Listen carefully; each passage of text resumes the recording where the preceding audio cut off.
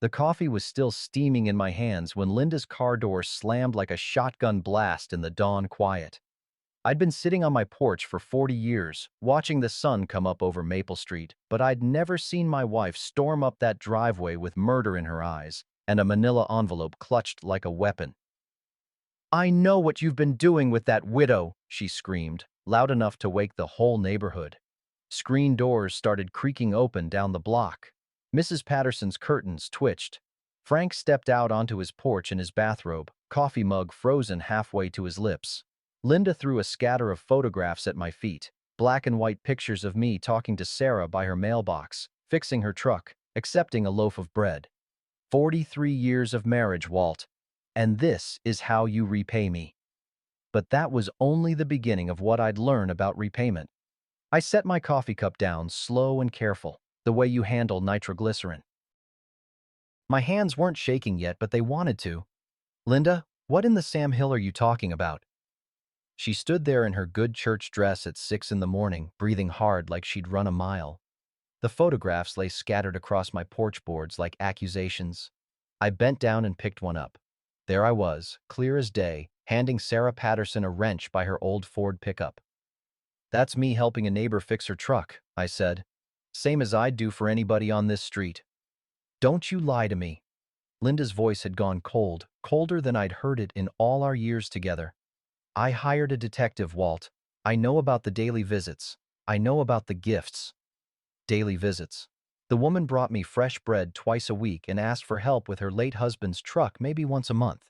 In Linda's mind, that was daily visits. "Sarah's a friend," I said, keeping my voice level. "Her husband Jim was my fishing buddy for 20 years. She's lonesome, and I help her out sometimes. That's what neighbors do." "Is that what they call it now?" Linda snatched the photograph from my hands. 43 years I've stood by you, Walt Morrison. 43 years of your grease-stained shirts and your silent dinners and your weekend projects. And this is how you thank me?" Frank was still standing on his porch, pretending not to listen but hearing every word. Down the street, old Mr. Kowalski had come out to get his newspaper and wasn't going back inside any time soon. "Linda, you're making a scene." "I'm making a scene?" Her laugh was sharp enough to cut glass. "You're the one carrying on with a woman half your age. Sarah's 64 if she's a day. Don't smart-mouth me." She gathered up the rest of the photographs with quick, angry movements. "I won't be made a fool of in my own neighborhood." The screen door behind me creaked, and I realized she'd already been in the house, already moved her things. When I'd gotten up this morning, her side of the bed was made up tight as a hospital corner. I'd figured she'd gotten up early for her garden club meeting. "Where are you sleeping tonight?" I asked. "Guest room, until I decide what I'm doing about this marriage." She straightened up, photographs clutched against her chest like armor. "The detective gave me quite a report, Walt, quite a detailed report." Frank cleared his throat and went back inside his house. The show was over, at least the public part. "What detective?" I asked. But Linda was already walking away, her heels clicking sharp on the driveway. At the front door, she turned back. "Henderson Investigations. Maybe you've seen him around the neighborhood. Middle-aged fellow in a gray sedan. He's been watching you for 3 weeks." The door slammed behind her, and I was left standing on my porch in my work shirt and yesterday's jeans, holding a coffee cup that had gone cold as January. 3 weeks. I tried to think back, tried to remember if I'd noticed anything unusual. A gray sedan, maybe I had seen one, parked across from the Hendersons' place or down by the mailboxes. I'd figured it was visiting family. I walked over to where Linda had thrown the photographs and picked up the ones she'd missed. There was me talking to Sarah by her garden gate, me carrying groceries to her front door, me under the hood of her truck with my toolbox open beside me. Innocent pictures, neighborly pictures, but I could see how they might look to someone wanting to see something else. The coffee in my cup had a skin of oil floating on top. I dumped it into Linda's rose bushes and went inside to make a fresh pot. The house felt different somehow, like the air pressure had changed. In the kitchen, I could smell Linda's perfume lingering near the coffee maker, sweet and sharp. I was reaching for the coffee filters when I heard a soft knock at the back door. "Walt?" Frank's voice. "You got a minute?" Frank stood on my back step with his hands shoved deep in his pockets, looking like a man with something unpleasant to say. "Come on in," I said, holding the door open. "Coffee's almost ready." He shook his head. "This is better said outside." He glanced toward the house, toward where Linda might be listening. "Walk with me to the garage." We crossed the yard in silence, our footsteps crunching on the gravel drive. Frank had been my neighbor for 15 years, ever since he retired from the state police. Good man, steady, the kind who noticed things. "I've been seeing that gray sedan," he said when we reached my shop. "Parked different places, but always with a clear view of your house." I unlocked the shop door, and we stepped inside. The familiar smell of motor oil and sawdust wrapped around us like an old coat. I'd built this place with my own hands 30 years ago, every board and nail. "3 weeks, Linda said. Sounds about right." Frank picked up a wrench from my workbench, turned it over in his hands. Man with a camera, professional setup, long lens. Taking pictures of me helping Sarah. Among other things, Frank set the wrench down careful like. "Walt, I got to ask you straight. Is there something going on with Sarah Patterson?" The question hung in the air between us like smoke. Outside, a cardinal was singing in Linda's oak tree, bright and clear. "No," I said. "There's not." Frank nodded once, sharp. "Didn't think so. Known you too long." He leaned against my workbench. "But somebody wanted those pictures bad enough to pay for 3 weeks of surveillance." That hit me like a cold slap. "You think Linda—" "I think your wife's been planning something." Frank's voice carried the weight of 30 years in law enforcement. "Question is what?" I thought about Linda's face on the porch, the cold anger, the way she'd had those photographs ready, like ammunition. "She moved into the guest room," I said. "When?" "Sometime yesterday. Maybe while I was at the hardware store." I tried to remember the timeline. "She was quiet at dinner, said she had a headache." Frank was quiet for a long moment, studying the concrete floor. "Walt, you been to the bank lately?" Something in his tone made my stomach drop. "Why?" "Saw Linda coming out of First National yesterday around noon. She was carrying a folder thick as a phone book." I kept our savings account passbook in the kitchen drawer, next to the grocery coupons. When was the last time I'd looked at it? Months, maybe. Linda handled most of the bill paying. "I should check," I said. "Yeah, you should." Frank straightened up. "And Walt, that detective, you might want to have a conversation with him." "What would I say?" "Ask him what his real job was."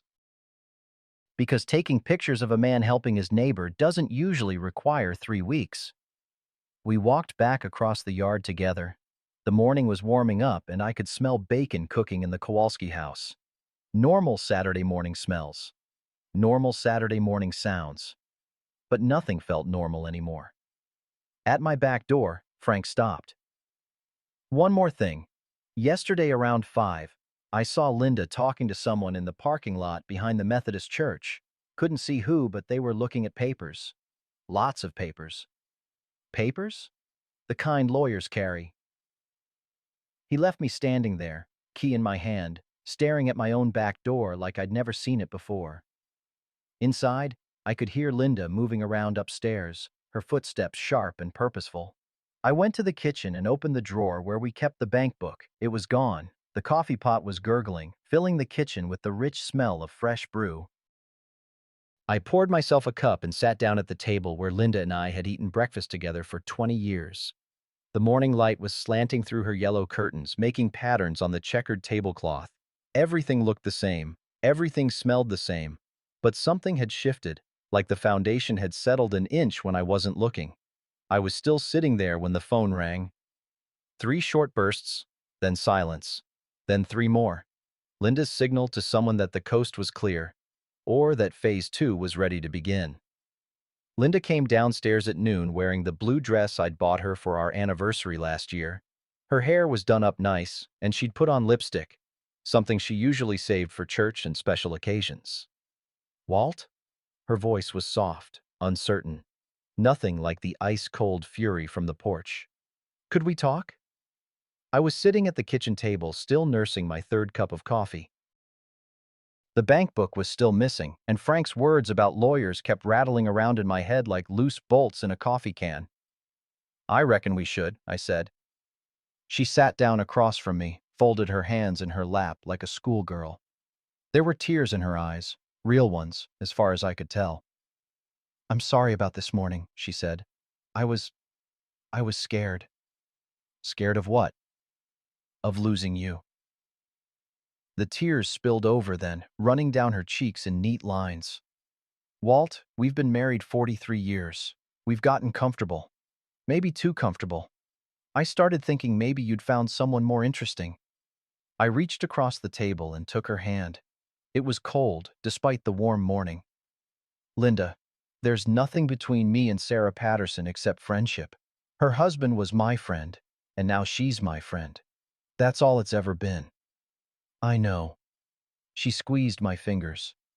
"I know that now. The detective, he made it sound like something it wasn't. Took those pictures and made them look suspicious. Why'd you hire a detective in the first place?" She looked down at our joined hands. "You've been going over there a lot lately, and you seem, I don't know, happy when you come back, happier than you are here sometimes." That stung because it carried a grain of truth. Sarah was easy to talk to. She listened when I told stories about Jim, her late husband. She laughed at my jokes. She made me feel useful when I fixed things around her place. "Sarah's grieving," I said. "She needs friends right now." "I know, and I'm proud of you for helping her." Linda wiped her eyes with a tissue. "I just got jealous. Silly old woman being jealous of a friendship." She stood up and moved around the table, put her arms around my shoulders from behind. I could smell her perfume, the same white shoulders she'd been wearing since our wedding day. "Can you forgive a foolish old woman?" she whispered against my ear. "Nothing to forgive," I said, but something inside me stayed tense, stayed watchful. We had a quiet lunch together, tuna sandwiches and iced tea on the back porch. Linda talked about her garden, about the church bazaar coming up in October. Normal conversation, normal rhythms, but every now and then, she'd ask a question that seemed to have sharp edges. "How much do you think the shop is worth these days?" "The insurance company estimated it at 40,000 last year. Why?" "Just curious. Mrs. Henderson was saying property values are going up." Later, she asked about my retirement account, about the life insurance policy. Small questions, casual sounding, but they added up to something that made my neck itch. Around 4 o'clock, she said she was going to visit her sister in Millerville. "Mary's been feeling poorly," she said, gathering up her purse and car keys. "I might stay the night if she needs me." "Want me to come along?" "No, you stay here and relax. Work on that old Chevelle if you want. I know you've been wanting to get back to it." She kissed my cheek before she left, light and quick. I watched her drive away from the kitchen window, noticed she turned left at the end of the street instead of right. Left would take her toward town, not toward Millerville. I found myself walking out to the shop, drawn by the familiar smells of motor oil and metal. The '67 Chevelle sat under a canvas tarp half restored. I'd been working on her for 2 years ever since I retired. She was going to be my masterpiece. I pulled off the tarp and ran my hand along her fender, smooth as silk where I'd finished the bodywork, still some rust to sand down near the rear wheel wells, but she was coming along. Frank appeared in the doorway like he'd been waiting for Linda to leave. "How'd it go?" he asked. "She apologized, said she was jealous." "Huh." Frank walked around the Chevelle, admiring the work. "That was quick. Maybe she realized she was being foolish." "Maybe." Frank stopped at the workbench, picked up a socket wrench. "Walt, you remember what I told you about seeing Linda with those papers?" "Yeah. Drove by the Methodist church parking lot this morning. Saw her car there again. Same time, same spot, same folder." A wrench seemed to tighten in my chest. "She said she was going to see her sister." "Sister lives in Millerville, right? East of here?" "Yeah." Frank pointed toward town. "She went west." I stood there looking at my half-finished car, thinking about apologies that came too easy and questions that cut too deep. Outside, the late afternoon sun was slanting through the shop windows, making everything golden and peaceful. But peace, I was learning, could be just another kind of lie. I was under the hood of the Chevelle Monday morning when footsteps crunched across my gravel drive. Expected it to be frank, but when I looked up, a stranger was standing in my shop doorway, middle-aged fellow in a cheap gray suit carrying a manila folder. "Mr. Morrison, I'm Ray Henderson. Henderson Investigations." The detective. I set down my wrench and wiped my hands on a shop rag, taking my time. The man looked uncomfortable, shifting his weight from foot to foot like he'd rather be anywhere else. "You're the one's been taking pictures of me." "Yes, sir, and I owe you an apology." He stepped into the shop, glanced around at my tools, my workbench, the Chevelle. "Nice restoration work." "What do you want, Mr. Henderson?" He opened the folder and pulled out a stack of photographs. The same ones Linda had thrown at me, plus a dozen more. Me talking to Sarah by her mailbox. Me carrying her groceries. Me changing her front porch light bulb. "Your wife hired me 3 weeks ago, said she suspected you were having an affair with Mrs. Patterson." Henderson's voice was steady, professional, but his eyes wouldn't meet mine. "She wanted evidence for divorce proceedings." And? And there isn't any. Not the kind she wanted, anyway. He shuffled through the photographs. "These pictures show exactly what you said. A man helping a neighbor. Nothing more." I felt a small surge of vindication, followed immediately by a bigger surge of anger. "Then why are you here?" Henderson sat down on my workbench stool, looked at his hands. "Because your wife asked me to do something I can't do. Won't do." The shop was quiet, except for the tick of cooling metal from the Chevelle's engine. Outside, a lawnmower started up somewhere down the block. "What did she ask you to do?" "She wanted me to enhance the evidence. Stage some photographs that would look more compromising." Henderson's jaw tightened. "I've been a private investigator for 15 years, Mr. Morrison. I don't fabricate evidence." "Not for anyone. But somebody else might." "Somebody else did." He pulled out a business card from his shirt pocket. "Jarvis Investigations out of Capital City. Your wife hired them after I turned down the job." The lawnmower stopped. In the sudden quiet, I could hear my own heartbeat. "How do you know?" "Because Jarvis called me yesterday asking questions about the case. Wanted to know what I'd found, what approaches I'd tried." "Professional courtesy," he said. Henderson stood up. "Mr. Morrison, Jarvis isn't known for his professional ethics. If your wife wants compromising photos of you, he'll get them, one way or another." I thought about Linda's questions over lunch Saturday. The shop's value, the insurance policies, the way she'd gone toward town instead of toward her sister's house. "Why are you telling me this?" "Because you seem like a decent man. And because I've got a wife of my own, 32 years next month." Henderson gathered up his photographs. "Sometimes people do things when they're scared or angry that they wouldn't normally do. But this feels different." The shop door creaked, and both of us turned. Danny was standing there, my oldest boy, looking like he'd rather be getting a root canal. "Dad, we need to talk." Henderson nodded to both of us and left, his footsteps fading down the driveway. Danny watched him go, then stepped into the shop and closed the door behind him. "Who was that?" "Private detective your mother hired." Danny's face went pale. "She really did it." Something cold settled in my stomach. "Danny, what do you know about this?" My son was 38 years old, manager of a construction company up in Springfield. Solid man, responsible. But right now he looked like he was 16 again and had just put a baseball through Mrs. Patterson's window. "Mom called me 2 weeks ago," he said. "Asked me to come down and talk to you. Said you were acting strange, maybe cheating on her." "And you believed her?" I didn't know what to believe. Danny sat down where Henderson had been sitting. "You and Mom, you've seemed distant lately. When I'd call, you'd sound tired, distracted." "I've been working on the car." "I know that now." Danny pulled a small digital recorder from his pocket. "Dad, there's something you need to hear." He pressed play. Linda's voice filled the shop, clear as church bells on a Sunday morning. "Danny, your father's having an affair with that Patterson woman. I need you to come down here and convince him to get counseling. If he won't listen to me, maybe he'll listen to his son." Then another voice, Danny's. "Mom, are you sure? Dad's never—" I hired a detective. I have proof. But Danny, if this comes out publicly, it'll destroy him. The whole town will know. He'll lose everything, his reputation, his friends, maybe even his shop if I have to divorce him. The recording stopped. Danny looked at me with eyes full of guilt and confusion. She called me every day after that, said you were getting worse, said you'd threatened her. I never threatened your mother. I know that now. Danny rewound the recorder.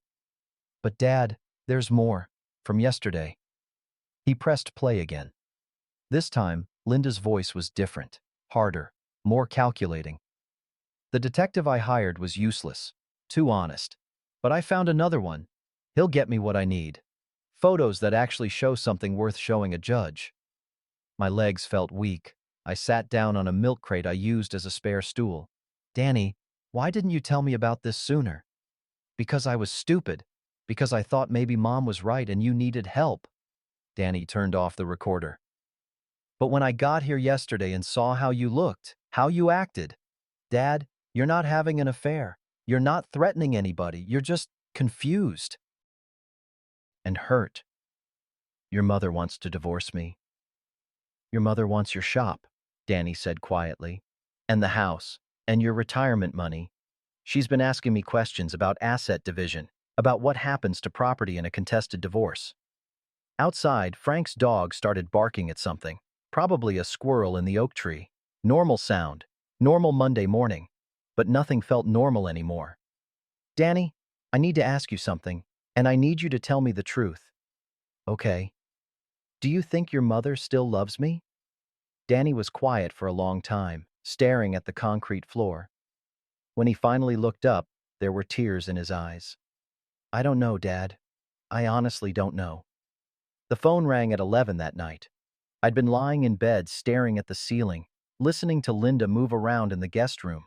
Footsteps, dresser drawers opening and closing, the quiet sound of papers rustling. Walt? Linda's voice through the wall. Could you get that? I'm not feeling well. I padded downstairs in my bare feet and picked up the kitchen phone. Mr. Morrison? A woman's voice, crisp and professional. This is Janet Crawford from the law offices of Hartley Crawford and Associates. I represent your wife in a domestic matter. My mouth went dry. What kind of domestic matter? I'm not at liberty to discuss details over the phone, but I'll be filing some preliminary paperwork tomorrow morning. You'll be served within 48 hours. Served with what? Good evening, Mr. Morrison. The line went dead. I stood there holding the phone until the dial tone became unbearable, then hung up and climbed back upstairs. Linda's light was out. Her door closed tight. Tuesday morning, Danny showed up at 7 with coffee and donuts from Miller's Bakery.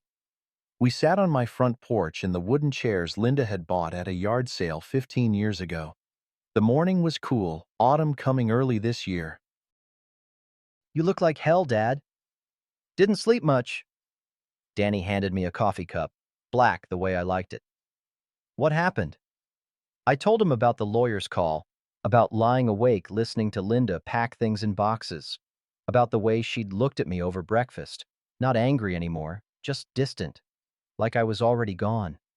She's really doing it, Danny said. Looks that way. A gray sedan drove slowly past the house. Different car, different driver than Henderson had been using.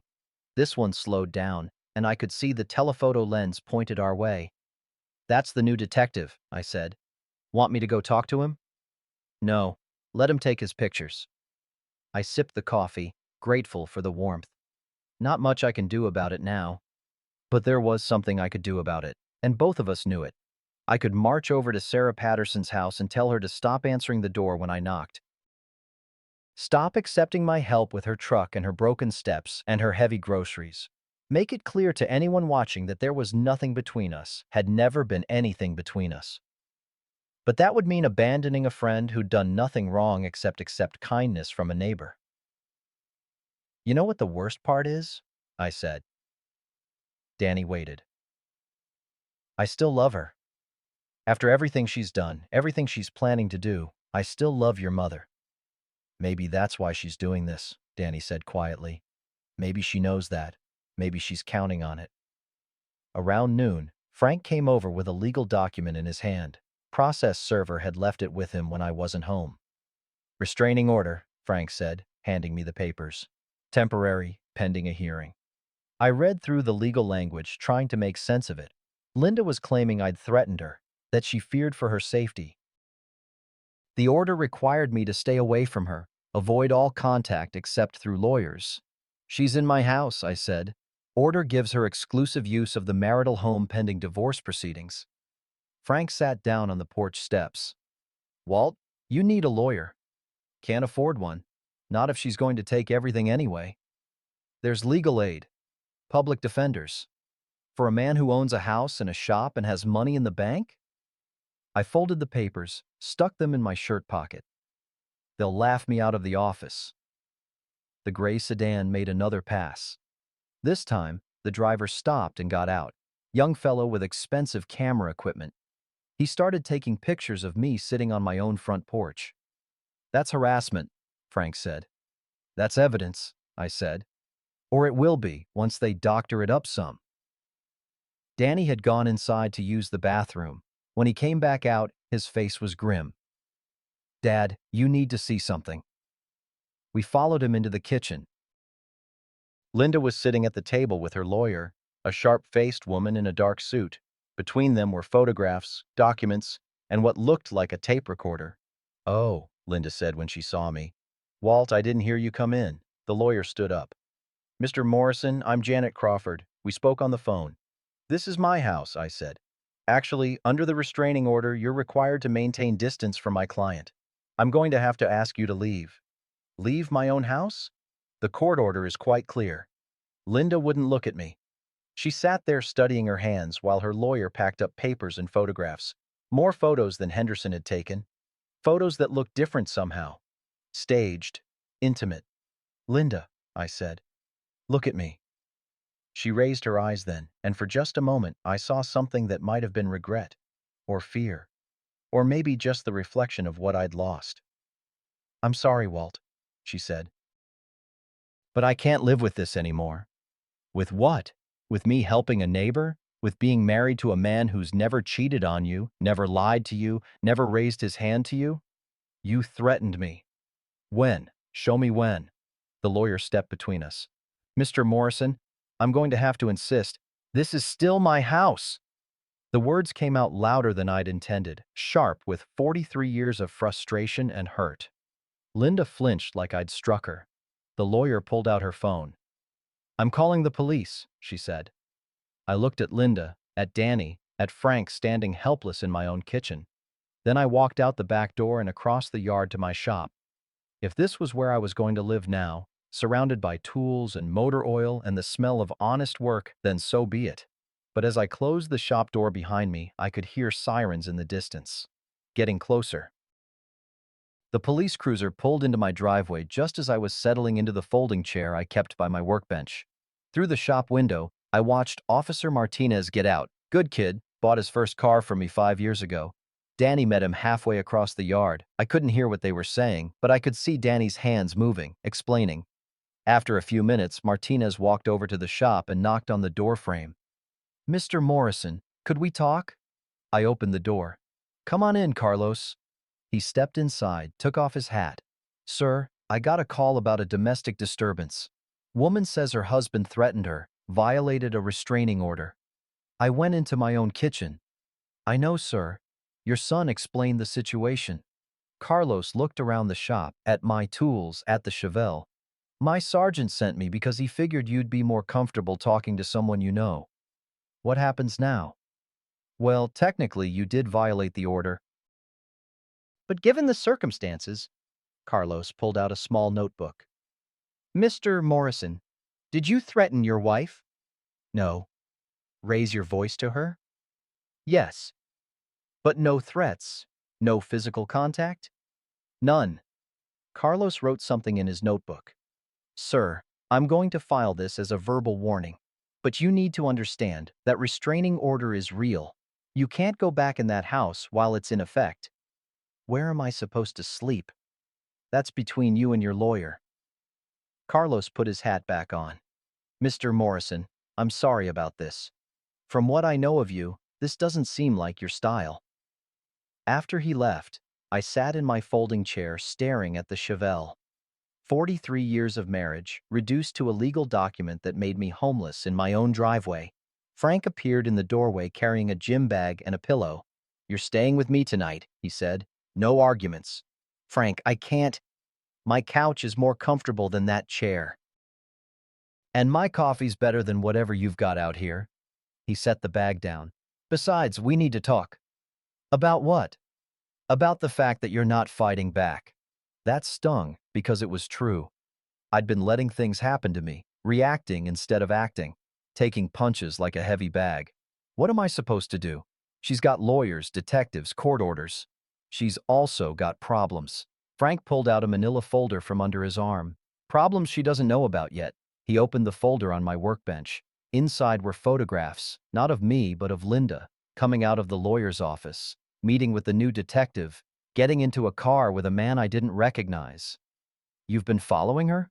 "Old habits." Frank's smile was grim. 30 years as a cop teaches you that the person making the accusations isn't always the victim. There were bank statements, too. Copies, Frank explained, that a friend at First National had quietly provided. Linda had moved more than just $15,000. She'd emptied our joint checking account, closed our shared savings account, even cashed in the CDs we'd been saving for our 50th anniversary. "How much?" I asked. $87,000. Everything you two had together." The number hit me like a physical blow. 43 years of careful saving, careful living, gone. "She moved it all to an account in her name only," Frank continued. 3 days before she confronted you about the affair. 3 days before she hired the first detective." "Exactly." Frank pulled out another document. "And this is a real estate appraisal of your house and shop, dated 2 weeks ago." I stared at the numbers. The house I'd bought for $18,000 in 1981 was now worth $240,000. The shop I'd built with my own hands was valued at $75,000. "She's been planning this for weeks," I said. "Months, probably." Frank gathered up the papers. "Walt, your wife isn't just leaving you, she's robbing you, and she's using the courts to help her do it." A car door slammed in the driveway. Danny's voice, then another voice I didn't recognize. Frank and I looked at each other. "Expecting someone?" Frank asked. We walked to the shop door and looked out. Danny was standing by his truck talking to Ray Henderson, the first detective Linda had hired, the honest one. "Mr. Morrison?" Henderson called. "Could I have a word?" We walked over to them. Henderson looked nervous, kept glancing toward the house. "I wanted you to know, Jarvis finished his job. He's got the photos your wife wanted." "What kind of photos?" Henderson pulled out his phone, scrolled through some images, then handed it to me. The screen showed a picture of me talking to Sarah Patterson by her mailbox. Nothing unusual about that. I'd talked to Sarah by her mailbox dozens of times. Except in this photo, our faces had been photoshopped closer together. My hand, which had been holding a letter I was delivering for her, now appeared to be touching her cheek. The lighting had been adjusted to make it look romantic, intimate. "How many like this?" I asked. "Dozen or so, all from real photos, but enhanced." Henderson took his phone back. "Mr. Morrison, I can testify that these images have been altered. But I wanted to warn you, your wife's planning to file them in court tomorrow." Danny whistled low. "Dad, with photos like that, I'd lose everything," I finished. "House, shop, retirement money, everything." Henderson nodded. "Probably." I looked at the house where I'd lived for 42 years. Linda was standing at the kitchen window, watching us. When she saw me looking, she stepped back into the shadows. "Mr. Henderson," I said, "would you be willing to testify about these altered photos?" "Yes, sir." "And about what Mrs. Morrison asked you to do originally?" "Yes, sir." Frank clapped me on the shoulder. "Walt, you're not as helpless as you think you are." Maybe not. But looking at that kitchen window, remembering 43 years of breakfasts and dinners and quiet conversations, I felt something break inside my chest that I wasn't sure could ever be fixed. The truth might set me free. but it wouldn't bring back the woman I'd married all those years ago. That woman, I was beginning to realize, might never have existed at all. I spent the night on Frank's couch, staring at the ceiling and listening to his old house settle around me. Every creak reminded me that I was 68 years old and sleeping in another man's living room because my wife had locked me out of my own home. At 5:30, I gave up on sleep and made coffee in Frank's kitchen. Through his window, I could see my house across the yard, dark except for the guest room where Linda was probably sleeping peacefully in the bed that used to be Danny's. Frank found me there an hour later, still nursing the same cup of coffee.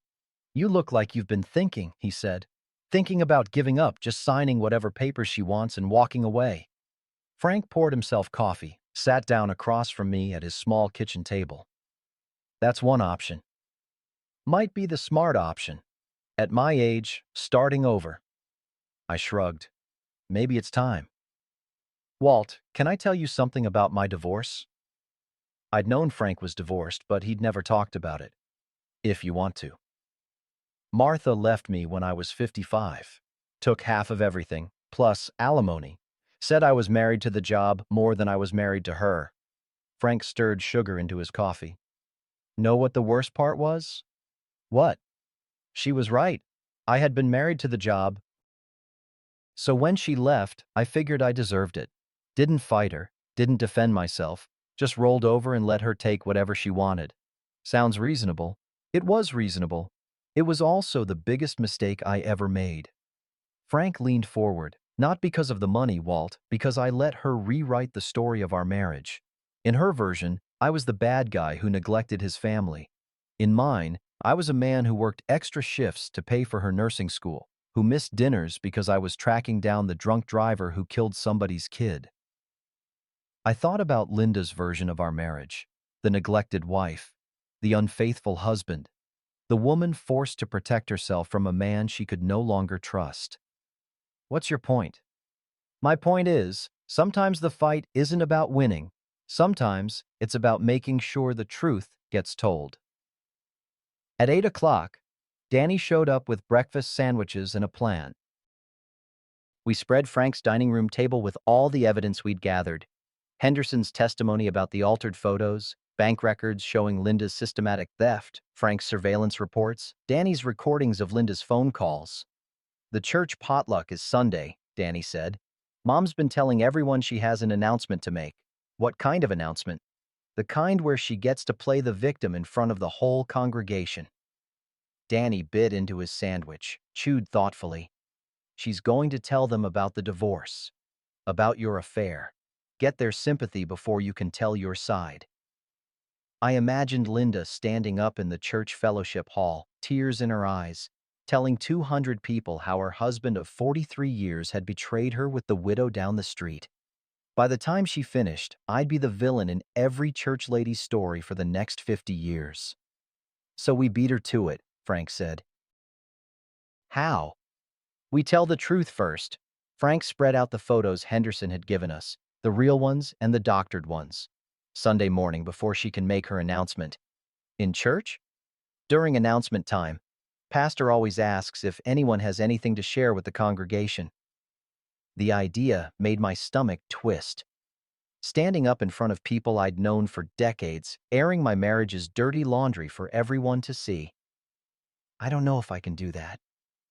"Dad," Danny said quietly, "if you don't, she will. And her version is going to stick." The front door opened and Sarah Patterson stepped in, carrying a covered dish and looking nervous as a long-tailed cat in a room full of rocking chairs. "Frank asked me to come," she said. "I hope that's all right." "Sarah, this isn't your fight." "Isn't it?"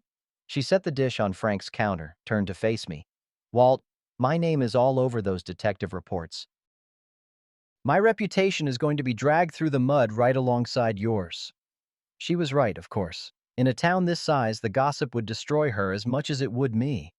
Already, I'd noticed people talking quieter when she walked into Miller's Market. Noticed the way some of the church ladies had started cutting her out of conversations.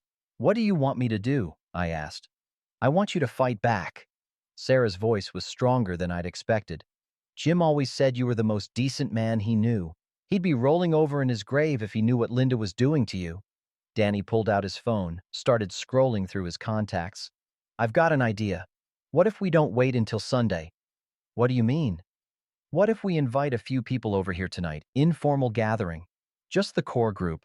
Pastor Williams, maybe the Hendersons, the Kowalskis. People who matter in this town. Frank nodded slowly. Like a preview. Let them hear the truth before Linda can spin it her way. Would Pastor Williams come? I asked. If Sarah asks him to, Danny said. She's been helping with the church newsletter since Jim died. He trusts her. I looked around Frank's small living room, imagined it filled with neighbors and church friends, all of them listening to the sordid details of my marriage's collapse. It felt like public humiliation, even if it was voluntary. But then I thought about Linda standing in that same church fellowship hall, painting me as a cheating, threatening husband while she played the role of the long-suffering wife. All right, I said. Let's do it. Sarah smiled for the first time since she'd walked in. I'll call Pastor Williams. Tell him it's about church business. What do I tell him when he gets here? Frank gathered up the evidence, started organizing it into neat stacks. You tell him the truth, Walt. All of it. And you let the chips fall where they may. Outside, a car door slammed. Through Frank's front window, I could see Linda getting into her car, a suitcase in her back seat. As she backed out of the driveway, she looked toward Frank's house for a long moment. Even at this distance, I could see the determined set of her jaw. She was heading into town, probably to meet with her lawyer, to file those doctored photos, to set the final pieces of her plan in motion. Frank, I said, how long do we have? Until tonight, maybe less. He looked at his watch. Walt, whatever you're going to do, you better do it fast. Then let's get started. By 6 o'clock, Frank's living room was fuller than it had been since his Christmas party 3 years ago. Pastor Williams sat in the big recliner, his weathered hands folded over his Bible. The Hendersons had taken the couch, along with Mary Kowalski and her husband Stan. Sarah sat in a kitchen chair Danny had brought in, her back straight as a fence post. I stood by Frank's fireplace, the evidence spread out on the coffee table. Like a poker hand, I was finally ready to play. Thank you all for coming, I said. I know this is unusual. Pastor Williams cleared his throat. Sarah said you had something important to share with us, Walt. Something about the church. In a way, it is about the church, about the truth, about what some of you are going to hear Sunday morning if I don't say it first. I picked up one of the real photographs Henderson had taken, me helping Sarah carry groceries to her front door. 3 weeks ago, my wife hired a private detective to follow me. She suspected I was having an affair with Sarah Patterson. Mary Kowalski's eyes went wide. Stan shifted uncomfortably in his seat. Pastor Williams leaned forward. The detective took pictures like this one, I continued. Pictures of me helping Sarah with her truck, bringing her mail when she was sick, fixing her broken porch light, normal neighborly things. Walt, Pastor Williams said gently, if this is a private matter between you and Linda, it stopped being private when she decided to make it public. I set down the real photo and picked up one of the doctored ones.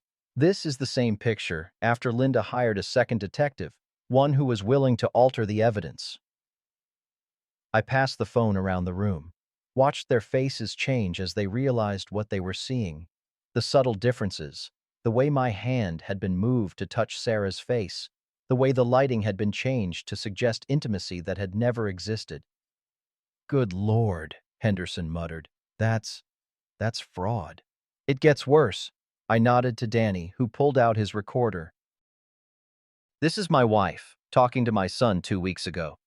Linda's voice filled the room, clear and calculating. The detective I hired was useless, too honest, but I found another one. He'll get me what I need. Photos that actually show something worth showing a judge. The silence that followed was thick as August humidity. Pastor Williams removed his glasses, cleaned them slowly. Walt, he said finally, why are you telling us this? Because Linda's planning to stand up in church Sunday morning and announce our divorce. She's going to tell everyone about my affair with Sarah. She's going to play the victim while she destroys both our reputations. Sarah spoke up for the first time. Pastor, I've been a member of this church for 38 years. Jim and I raised our children here. I've never done anything to be ashamed of, and I won't let anyone say I have. Of course not, Pastor Williams said. Sarah, no one would ever. They already are. Sarah's voice was steady, but I could hear the hurt underneath. Yesterday at the grocery store, Emma Henderson, no offense, Mr. Henderson, Emma crossed the street rather than speak to me. This morning I got a call from the newsletter committee asking me to step down. Henderson's face flushed red. Sarah, I'm sorry. Emma didn't mean. Yes, she did. And I don't blame her. If I thought my neighbor was breaking up a marriage, I'd avoid her too. I pulled out the bank statements Frank had obtained. While Linda was building her case against me, she was also stealing from me. $87,000. Everything we'd saved in 43 years of marriage. Stealing? Mary Kowalski's voice was sharp. Walt, that's a serious accusation. It's also true. I passed around the bank records. She moved the money 3 days before she confronted me about the affair, before she hired the first detective. This was all planned. Pastor Williams studied the bank statements, his frown deepening. Walt, have you talked to Linda about this? Tried to work things out? I tried. She moved into the guest room, filed a restraining order, had me arrested for violating it when I walked into my own kitchen. I sat down on Frank's coffee table, suddenly tired. Pastor, I'm not a perfect husband. I work too much, talk too little. I leave my socks on the floor and forget to put the toilet seat down. But I never cheated on my wife, never threatened her, never gave her cause to do what she's doing. The room was quiet except for the tick of Frank's mantel clock. Outside, a dog was barking somewhere down the street. What do you want from us? Stan Kowalski asked. I want you to know the truth before you hear her lies. I stood up, started gathering the evidence. Sunday morning, Linda's going to get up in front of the congregation and tell her story. She's going to cry real tears and ask for your prayers and your support, and most of you will give it to her because that's the kind of people you are. But now we know better, Henderson said quietly. Now you know better. Pastor Williams closed his Bible, stood up slowly. He was 74 years old, had been preaching at our church for 36 years. He'd married Linda and me, baptized Danny, buried my parents and hers. Walt, he said, this is a hard thing you're asking us to do, to choose sides in a marriage. I'm not asking you to choose sides. I'm asking you to choose truth. Pastor Williams walked to Frank's front window, looked out at my house across the yard. The kitchen light was on. Linda was home.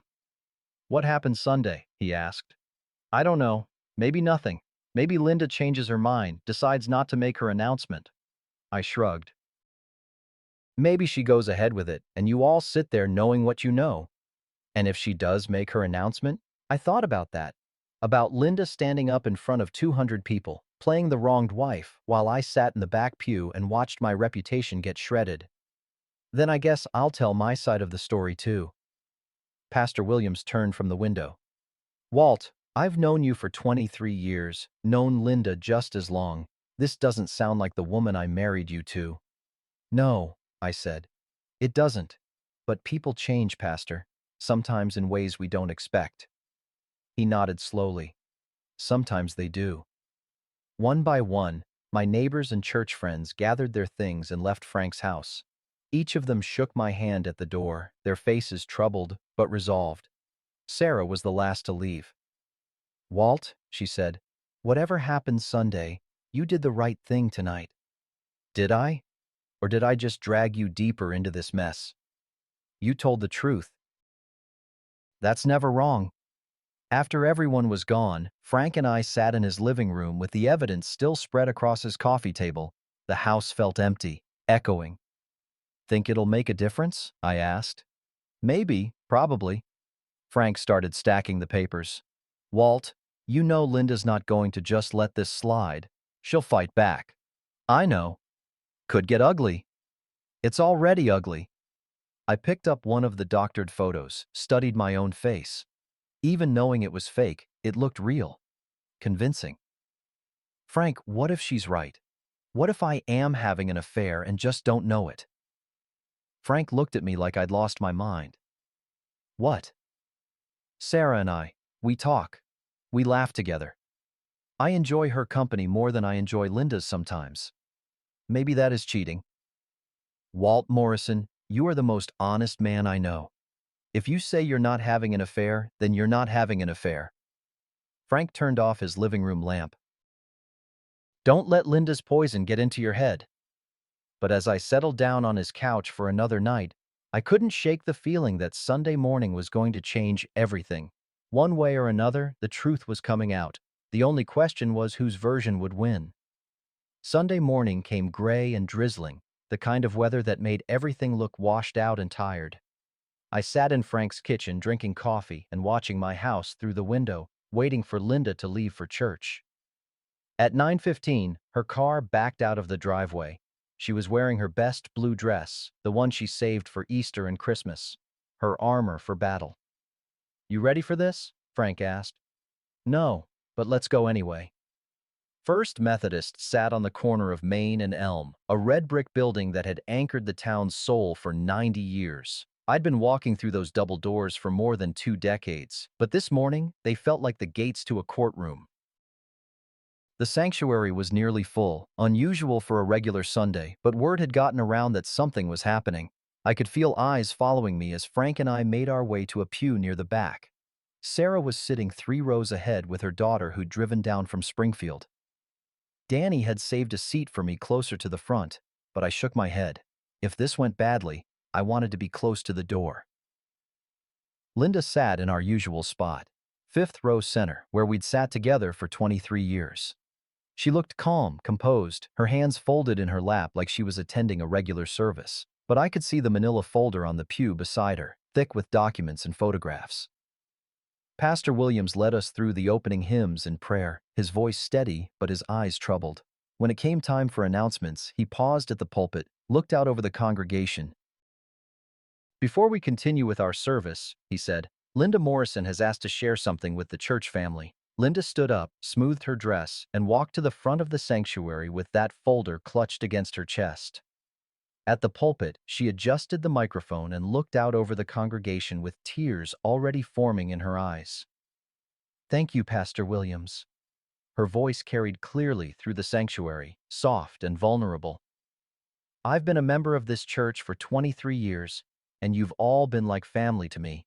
That's why this is so hard to say. She paused, wiped her eyes with a tissue. The sanctuary was absolutely silent except for the rain pattering against the stained glass windows. Walt and I are getting divorced, she continued. After 43 years of marriage, I've discovered that my husband has been having an affair with Sarah Patterson. A gasp went through the congregation. Heads turned toward Sarah, who sat perfectly still, her back straight and her chin up. I have photographs, Linda said, opening her folder. Evidence from a private detective. I know this is hard to hear, hard to believe about someone you've known and trusted, but I can't live with the lies anymore. She pulled out the first photograph, one of the doctored ones, and held it up for the congregation to see. Even from the back of the church, I could see how convincing it looked. This is my husband touching another woman intimately, Linda said, her voice breaking. This is what our marriage has become. That's when Pastor Williams stepped forward. Linda, before you continue, I think there's something the congregation needs to know. Linda looked confused. Pastor? Walt has some information that might shed a different light on the situation. I don't understand. Walt, would you please come forward? Every head in the sanctuary turned toward me. I could feel 200 pairs of eyes watching as I stood up and walked down the center aisle. My legs felt like they were made of water, but I kept walking until I reached the front. Linda, Pastor Williams said gently, Walt has some evidence he'd like to share. Evidence about those photographs. Linda's face went pale. What evidence? I pulled out my phone, held it up so the congregation could see the screen. This is the same photograph you just showed everyone, but this is the original, before it was altered. The sanctuary erupted in whispers. Linda grabbed for my phone, but Pastor Williams stepped between us. Walt, please explain to the congregation what you mean by altered. I mean, Someone used a computer to change the pictures, to make it look like Sarah and I were being intimate when we were just talking by her mailbox. I switched to the doctored version, held both images up. Same picture, but one's been changed to look like something it's not. That's not true, Linda said, but her voice had lost its strength. Linda, Pastor Williams said, Walt also has recordings of some phone conversations. Should we play those for the congregation? Linda's folder slipped from her hands, scattering papers and photographs across the floor. The doctored images mixed with the real ones, creating a confusing carpet of evidence and lies. Linda looked around the sanctuary, at faces that had been sympathetic a moment before and were now confused, suspicious. I was trying to protect myself. From what? I asked. I never threatened you, Linda. Never cheated on you. Never gave you reason to do any of this. You stopped loving me. The words came out raw, desperate. You stopped seeing me. You were happier helping Sarah than you were coming home to me. The admission hung in the air like incense smoke. I could see it in her face now, not the calculated manipulator who'd been planning this for months, but the frightened woman who'd convinced herself that stealing was better than losing, that lies were safer than truth. Linda, I said quietly, I never stopped loving you, but I couldn't compete with whatever story you'd made up in your head about our marriage. I hired the detective to prove you were cheating. And when he couldn't prove it, you hired another one to fake the evidence. She nodded, tears streaming down her face. I thought if I could make it real, then it would explain why you seemed so distant, why you never looked at me the way you looked at your old cars. The sanctuary was absolutely silent now. Even the rain had stopped. Linda, Pastor Williams said gently, what about the money, the bank accounts? I was scared. She wiped her nose with the back of her hand, looking suddenly like a lost child. I thought if Walt left me, I'd have nothing. So I took what I could. $87,000, I said. Everything we'd saved together. I was going to give it back if things worked out. Danny stood up from his pew. Mom, you tried to get me to lie for you. You recorded conversations and twisted my words. Linda looked at her son, then at me, then at the scattered photographs on the floor, the evidence of what she'd become. I'm sorry, she whispered. Walt, I'm so sorry. I know you are, I said. And I meant it. Looking at her standing there in her best dress, surrounded by the wreckage of her own making, I felt something I hadn't expected to feel. Pity. Pastor Williams stepped to the microphone. I think we all need to take a moment to pray for this family, for healing, for forgiveness, for wisdom moving forward.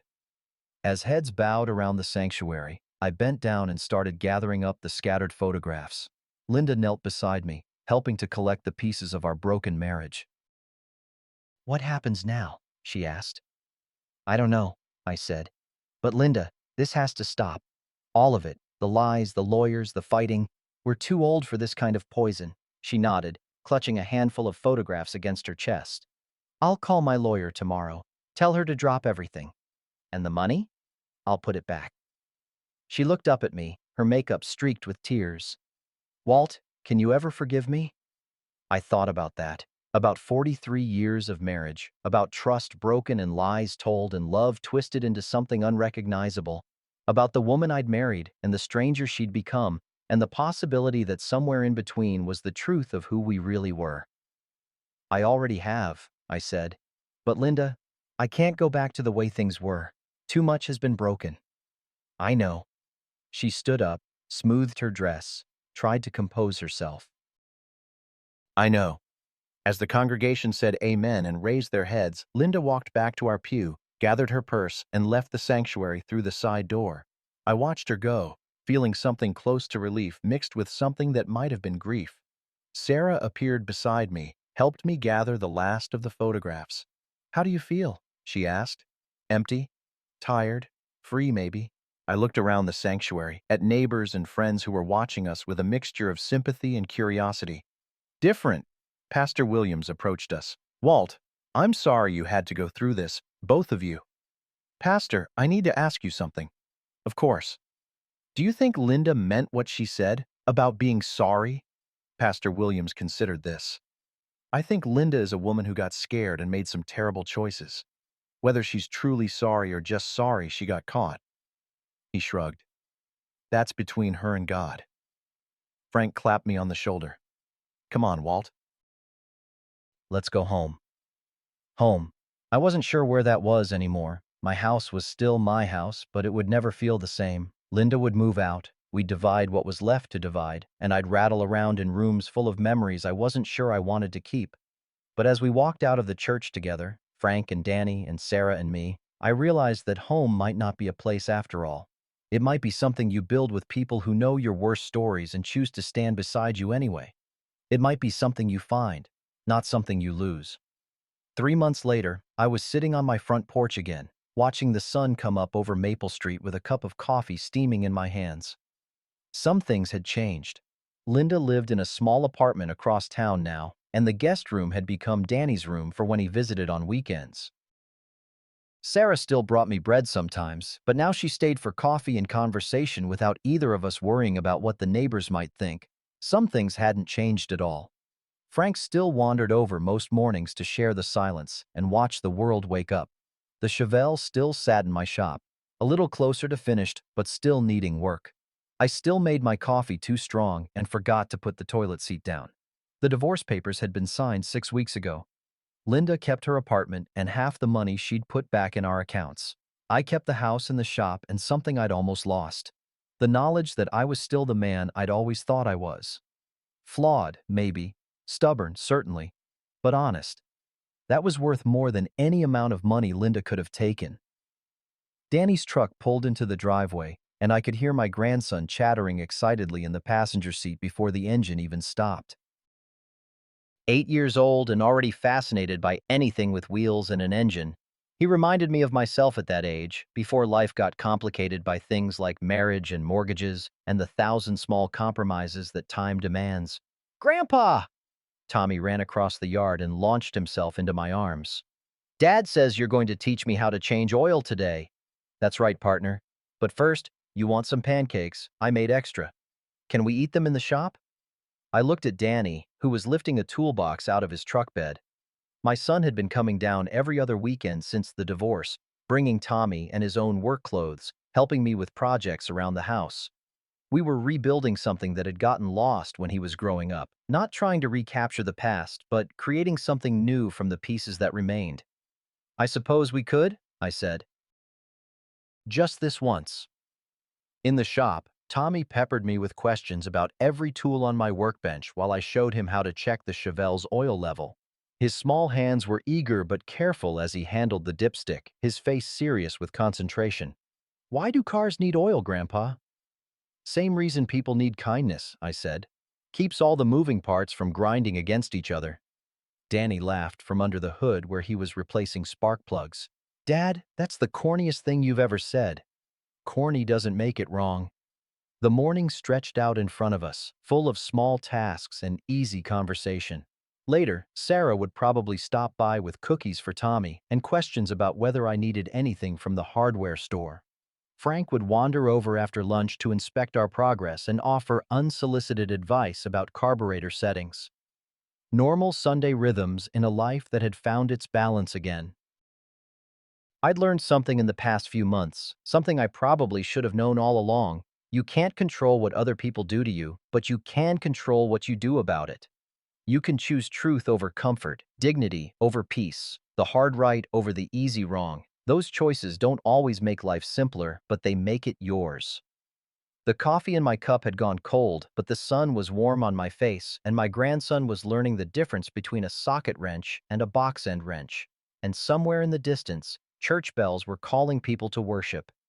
It was enough. It was more than enough. It was home. Sometimes the people who love us the most are the ones who hurt us the deepest. Sometimes the strongest thing you can do is forgive without forgetting, love without returning, and build a new life from the ashes of the old one.